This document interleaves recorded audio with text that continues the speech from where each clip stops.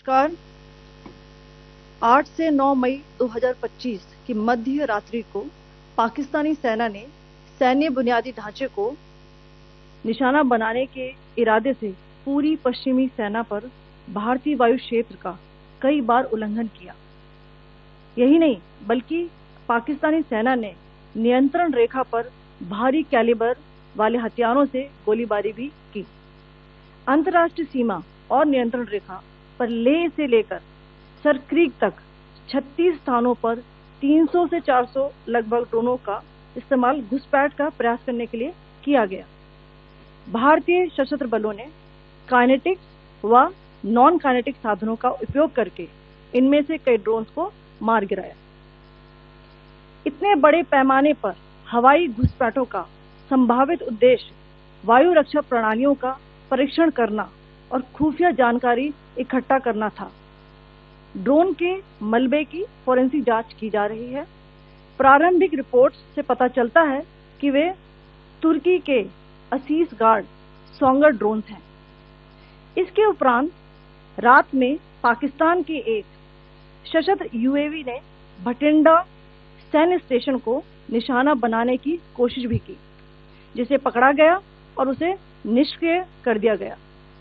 पाकिस्तानी हमले के जवाब में पाकिस्तान में 4 हवाई रक्षा स्थलों पर सशस्त्र ड्रोन्स लॉन्च किए गए। इनमें से एक ड्रोन एडी रडार को नष्ट करने में सक्षम रहा। पाकिस्तान ने जम्मू कश्मीर के तंगधार, उरी, पुंछ, मेंढर, राजौरी, अखनूर और उधमपुर में भारी कैलिबर आर्टिलरी गन और सशस्त्र ड्रोन्स का उपयोग करके नियंत्रण रेखा के पार गोलीबारी भी की, जिसके परिणाम स्वरूप भारतीय सेना के कुछ जवान हताहत हुए और घायल हुए। भारतीय जवाबी कार्रवाई में पाकिस्तानी सेना को भी बड़ा नुकसान पहुंचाया गया। इसके अलावा पाकिस्तान का गैर जिम्मेदाराना व्यवहार फिर से सामने आया।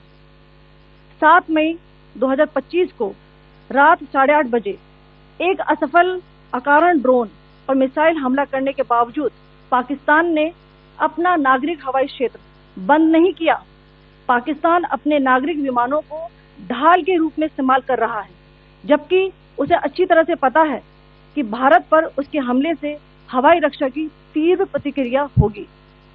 यह भारत और पाकिस्तान के बीच अंतर्राष्ट्रीय सीमा के पास उड़ान भरने वाले अंतर्राष्ट्रीय उड़ानों सहित नागरिक विमानों के लिए सुरक्षित नहीं है। यहाँ स्क्रीन शॉट में पंजाब सेक्टर में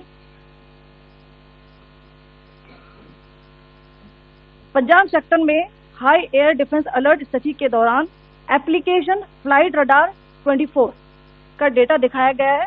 जैसा कि आप देख रहे हैं, यहाँ पर भारतीय पक्ष का हवाई क्षेत्र घोषित बंद के कारण नागरिक हवाई यातायात से पूरी तरह से रहित है। कराची और लाहौर के बीच के हवाई अड्डे मार्ग पर नागरिक एयरलाइंस उड़ान भर रही है। हाई अलर्ट किया गया है विमान फ्लाइनेस एविएशन का एयरबस 320, जैसा कि आप यहां देख रहे हैं, जो कि शाम को 5:50 बजे दमम से शुरू हुआ और रात को 9:10 बजे लाहौर में उतरा। ये सारा डिटेल्स आप यहां देख रहे हैं। ये डिटेल्स यहां लिखा हुआ है। Can you see this?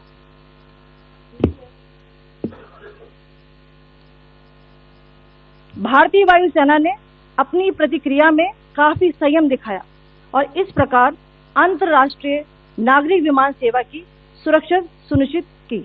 धन्यवाद। जय Hind.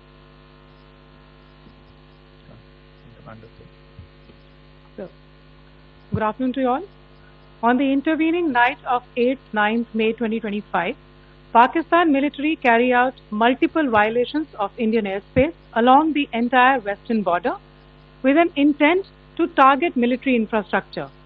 Pakistan military also resorted to firing of heavy caliber weapons along the line of control. Along the international border and line of control, drone intrusions were attempted from Leh to Sarkreek at 36 locations with approximately 300 to 400 drones. Indian Armed Forces brought down a number of these drones using kinetic and non-kinetic means. The possible purpose of these large-scale aerial intrusions were to test the AD systems and gather intelligence. Forensic examination of the drone debris is being undertaken. Preliminary reports suggest them to be of Aziz Guard Songa drone of Turkey. Later in the night, an armed UAV of Pakistan attempted to target Bhatinda military station, which was detected and neutralized.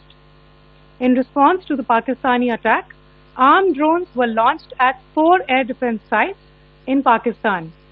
One of the drones was able to destroy an AD radar.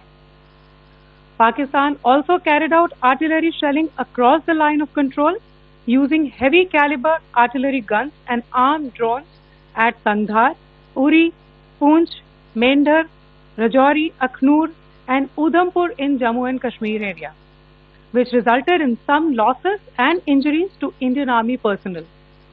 Pakistan Army also suffered major losses in Indian retaliatory fire. Additionally, Pakistan's irresponsible behavior again came to fore. Pakistan did not close its civil airspace despite it launching a failed unprovoked drone and missile attack on 7th May at 8:30 hours in the evening. Pakistan is using civil airliners as a shield, knowing fully well that its attack on India would elicit a swift air defense response.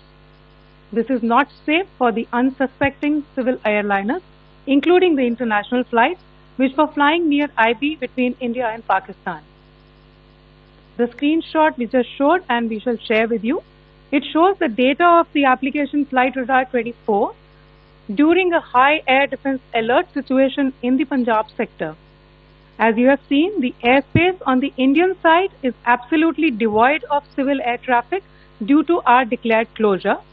However, there are civil airlines flying the air route between Karachi and Lahore. Amongst the other civil aircraft that you can see, we have highlighted an aircraft which is Airbus 320 of Flynas Aviation, which was originated from Dammam at 1750 hours and landed later at Lahore at 2110 hours in the night. Indian Air Force demonstrated considerable restraint in its response, thus ensuring safety of international civil carriers.